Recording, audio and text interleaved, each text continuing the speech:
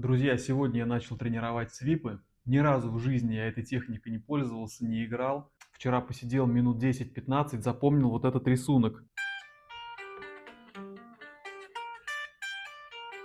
Первые минуты я вообще не мог связать вместе левую и правую руку.